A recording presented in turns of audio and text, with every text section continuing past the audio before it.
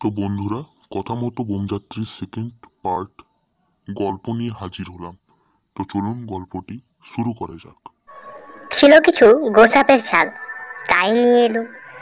আর এই খাতাটা, একটু অবাক হয়ে বললাম, খাতাটা কি ওইখানেই গর্তের ঠিক মাঝখানে? পাথরটা পড়ায় একটা গর্ত হয়েছিল জানো তো, তোমাদের 4খানা হেদও তার মধ্যে ঢুকে যায়। এটা ছিল তার ঠিক মধ্যিখানে। বলেন কি? বোধহয় পাথরটা যেখানে পড়েছিল তার খুব কাছে। লাল লাল কি একটা উকি মারতে দেখে দেখে টান মেরে তুললাম। তারপর খুলতেই শঙ্কুর নাম দেখে পকেটস্থ করলাম। উল্কার গর্তের মধ্যে খাতা, তার মানে কি?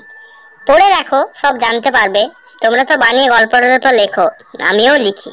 এ তার চেয়ে ঢের মজাদার। এ আমি হাতছাড়া করতাম না, বুঝলে।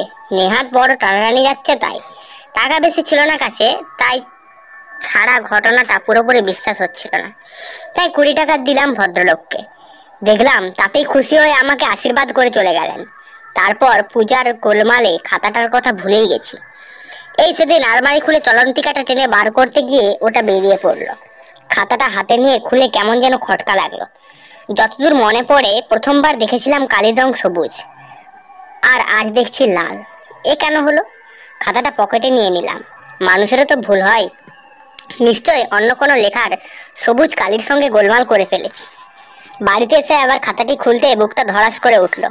এবার দেখি কালির রং নীল। তারপর এক আশ্চর্য অদ্ভুত ব্যাপার, দেখতে চোখের সামনে নীলটা হয়ে গেল হলদে। এবার তো আর ভুল নেই, কালির রং সত্যি বদলাচ্ছে। হাতের কাঁপুনিতে খাতাটা মাটিতে পড়ে গেল। আমার ভুলো কুকুরটা যা পাই তাতেই দাঁত বসাই।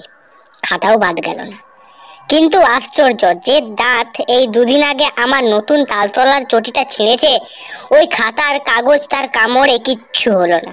হাত দিয়ে টেনে দেখলাম, এই কাগজ ছেঁড়া মানুষের সাধ্যি নয়। টানলে রবারের মতো বেড়ে যাচ্ছে, আর ছাড়লে যেইকে সেই।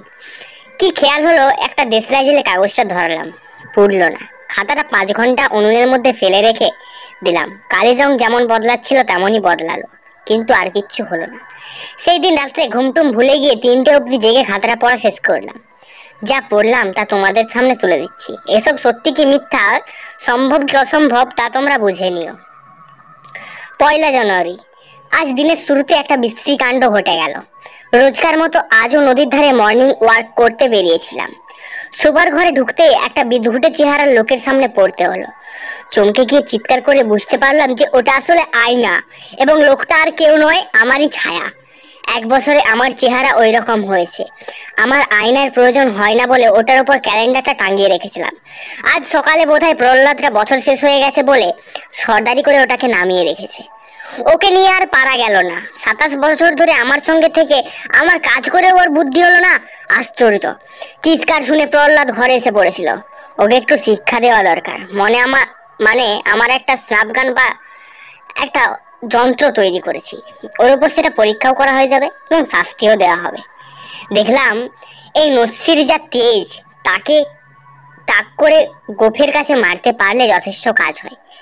এখন রাত 11টা, ওর হাঁচি এখনো থামেনি। আমার হিসেব যদি ঠিক হয় তো 33 ঘন্টার আগে ওর হাঁচি থামবে না। 2 জানুয়ারি। রকেট নিয়ে যে চিন্তাটা ছিল ক্রমে সেটা দূর হচ্ছে। যাবার দিন যত এগিয়ে আসছে ততই মনে জোর পাচ্ছি, উৎসাহ পাচ্ছি। এখন মনে হচ্ছে যে প্রথমবার কেলেঙ্কারিটার জন্য একমাত্র প্রহ্লাদই দায়ী। ঘড়ির দম দিতে গিয়ে সে ভুল করে কাঁটাটাই ঘুরিয়ে ফেলেছে। তার জানবো কি করে? 1 সেকেন্ড এদিক ওদিক হলেই সব কাজ পণ্ড হয়ে যায়। আর কাঁটা ঘোরানোর ফলে আমার হয়ে গেল প্রায় 3.5 ঘন্টার লেট। রকেট যে খানিকটা উঠে গোঁত করে আবার পড়ে যাবে তা আশ্চর্য নেই। রকেট পড়ায় অবিনাশবাবু মূলর ক্ষেত নষ্ট হয় দারুণ। ভদ্রলোক 500 টাকা ক্ষতিপূরণ চাইছেন। একেই বলে দিনে ডাকাতি। একদিকে এত বড় একটা প্রচেষ্টা ব্যর্থ হতে চলেছে, তার কোনো আপেক্ষিক বা সহানুভূতি নেই। এইসব লোককে জব্দ করার জন্য একটা নতুন কোনো অস্ত্রের কথা ভাবা দরকার। 5 জানুয়ারি। প্রহ্লাদ বোকা হলেও ওকে সঙ্গে নিলে হয়তো সুবিধা হবে। আমি মোটেই বিশ্বাস করি না যে এই ধরনের অভিযানে কেবলমাত্র বুদ্ধিমান লোকেরই প্রয়োজন। অনেক সময় যাদের বুদ্ধি কম হয় তাদেরও সহজ বেশি হয়, কারণ ভয় পাওয়ার কারণটা ভেবে বের করতে তাদের সময় লাগে। প্রহ্লাদ যে সাহসী সে বিষয়ে কোনো সন্দেহ নেই। সেবার যখন কড়িকাঠ থেকে একটা টিকটিকি আমার বাইকর্নিক অ্যাসিডের শিশিটার উপর পড়ে সেটাকে উল্টে ফেলে দিল, তখন আমি সামনে দাঁড়িয়ে থেকেও কিছু করতে পারছিলাম না। স্পষ্ট দেখেছি অ্যাসিডটা গড়িয়ে গড়িয়ে পারক্সাইডটার পাউডারের স্তূপ।